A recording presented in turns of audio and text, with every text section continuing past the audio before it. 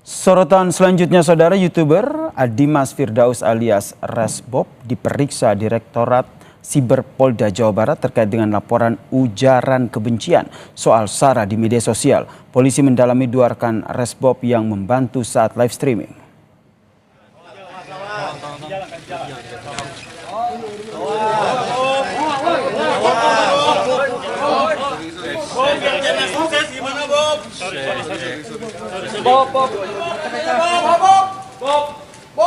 Resbob tiba di gedung Direktorat Siber Polda Jabar malam tadi, saudara. Polisi menjelaskan Resbob sempat kabur dan pengejaran pelaku pun dilakukan sejak hari Jumat setelah adanya laporan ujaran kebencian terkait dengan SARA. Selama pelarian, pelaku Resbob sempat berpindah tempat untuk bersembunyi, mulai dari Surabaya, Surakarta hingga akhirnya ditangkap di Semarang, Jawa Tengah. Resbob dilaporkan oleh supporter Persib Bandung, yakni Persib Viking Club dan juga Aliansi Sunda Ngahiji ke Mapolda Jabar.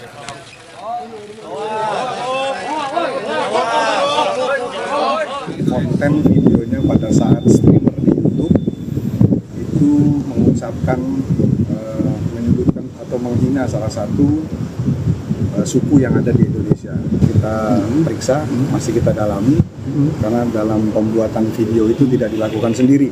Jadi ada 3 orang, ada 2 orang yang membantu ya. Ada 2 orang yang membantu, masih kita dalami. Mana yang 2 itu 6 tahun. 6 tahun.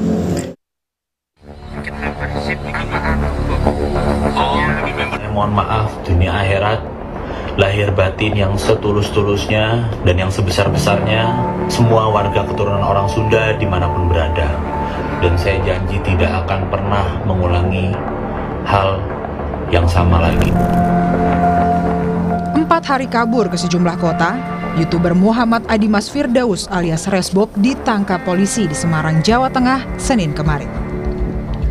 Ucapan Resbob yang diduga sebagai ujaran kebencian berkaitan dengan SARA disambut pelaporan ke polisi. Kasus yang bermula dari video siaran langsung di salah satu akun media sosial. Kasus dugaan ujaran kebencian itu telah memunculkan sorotan publik di media sosial.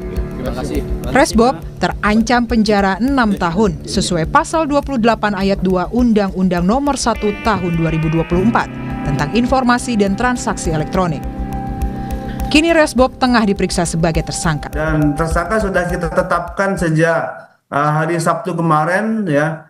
Dengan kesulitan kami mendapatkan informasi ini, kami juga melakukan penyidikan dari saksi-saksi dan kita langsung tetapkan dia sebagai tersangka karena sudah memenuhi unsur pasal dan sebagainya.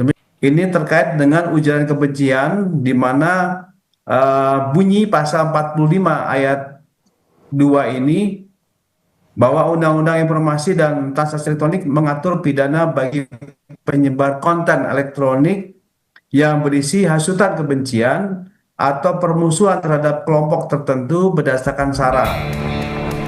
YouTuber Resbob sempat mengutarakan permintaan maaf atas perbuatannya yang menyinggung masyarakat. Resbob mengaku menyesali perbuatannya dan berjanji tidak akan mengulanginya kembali. Untuk masyarakat Sunda khususnya yang telah saya buat gaduh dan saya menyesali perbuatan saya tidak akan mengulanginya kembali. Warga Sunda maafin saya menyesali perbuatan saya. Baik. Bak jatuh tertimpa tangga. Resbob juga dijatuhi sanksi oleh kampusnya. Universitas Wijaya Kusuma Surabaya mencabut status kemahasiswaan atau drop out. Rektor Universitas Wijaya Kusuma Surabaya memutuskan untuk menjatuhkan sanksi kepada Muhammad Dimas Firdaus Putra Nasihan berupa pencabutan status sebagai mahasiswa Universitas Wijaya Kusuma Surabaya atau DO. Resbob dilaporkan usai mengeluarkan kata-kata yang mengandung kebencian terkait SARA. Ucapannya juga mendapat kecaman dari sejumlah kelompok. Tim Liputan, Kompas TV. Lalu bagaimana jerat pidana ujaran kebencian dalam kasus YouTuber Resbob ini? Kita bahas bersama mantan Kabareskrim Polri, Susno Duaji. Pak Susno, selamat petang. Selamat petang Mbak Cindy, selamat petang para pemirsa sekalian. Pak Susno, kalau kasusnya ini adalah ujaran kebencian dan dijerat pakai pasal dari Undang-Undang ITE. Sebenarnya apa yang perlu diperhatikan oleh polisi ketika mendalami hal ini? Pertama kita ucapkan selamat kepada Polri, ya Polda Jawa Barat yang telah berhasil mengungkap dan menangkap tersangkanya, ya. Jadi tepat sekali apa yang dilakukan. Ini dikenakan Undang-Undang ITE dan pasalnya adalah 45 ya, tentang penyebaran, ujaran kebencian, permusuhan terhadap dan seterusnya ya, terhadap suatu kelompok.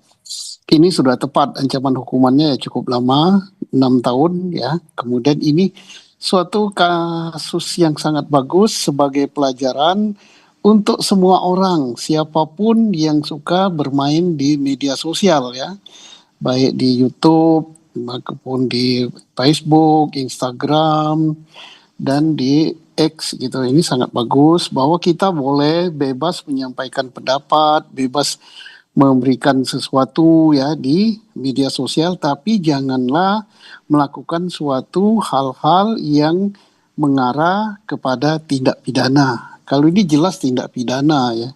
Tapi Pak Susno, menghina. kalau ngelihat dari pasalnya sendiri, ini sudah tepatkah sanksi yang bukan sanksi, tapi pasalnya itu sudah tepat atau belum? Atau mungkin jangan-jangan ada pasal lain sebenarnya masih bisa disangkakan juga? Untuk sementara sudah tepat, karena kan untuk penangkapan, dasar penangkapan dulu, kemudian dasar penahanan, bahwa ancaman hukumannya lebih dari 4 tahun gitu kan. Dan nanti tentunya akan berkembang dalam pemeriksaan, karena yang diperiksa kemarin mungkin baru saksi dan alat buktinya baru berupa rekaman elektronik terhadap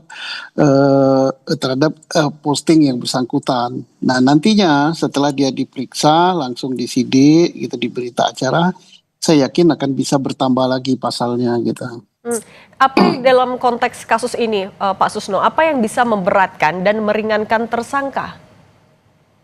Yang bisa memberatkan yaitu bahwa tersangka dalam hal ini telah melakukan suatu ujaran kebencian yang dapat memancing suatu kericuhan, kemarahan daripada suatu kaum atau suatu kelompok, ya jelas. Kemudian bisa memberatkan, mestinya yang bersangkutan tahu bahwa akibat daripada postingannya itu akan merendahkan martabat daripada suatu kelompok atau suatu kaum, dan bisa juga mendatangkan suatu permusuhan. Itu jelas memberatkan. Yang berikut lagi memberatkan dia, bahwa dia mestinya bisa berpikir, karena dia adalah seorang mahasiswa gitu yang cukup terpelajar gitu. Mestinya dia tahu jangan sampai hanya untuk tujuan tertentu, misalnya mencari follower, kemudian membuat sesuatu postingan yang menarik perhatian, tapi bukan hanya menarik ini, tapi menimbulkan kemarahan. Ya. Kalau untuk rekannya yang disebut membantu produksi juga, itu akan bisa dijerat pasal dan bahkan jadi tersangka juga nggak Pak Susno? Bisa saja, kalau setelah diperiksa daripada tersangka, kita lihat peran daripada yang membantu apa, apakah turut serta atau membantu atau apa, nanti akan terungkap dari hasil pemeriksaan tersangka ini gitu. Sejauh mana peran yang memberikan bantuan gitu. Dan ancaman hukuman yang bisa dijatuhkan apabila memang bantuan itu signifikan diberikan bisa apa saja Pak? Ya ancamannya sama dengan orang yang melakukan tapi dikurangi sepertiganya gitu. Oke, berarti bisa sama-sama Undang-Undang ITE. Nah kemudian juga Pak Susno, apa yang tidak boleh luput juga? Ini kan yang memberatkannya termasuk juga kan sempat kabur, itu juga pasti akan bisa memberatkan. Dan permintaan maaf juga tidak akan bisa menjadi keringanan juga ya Pak Susno?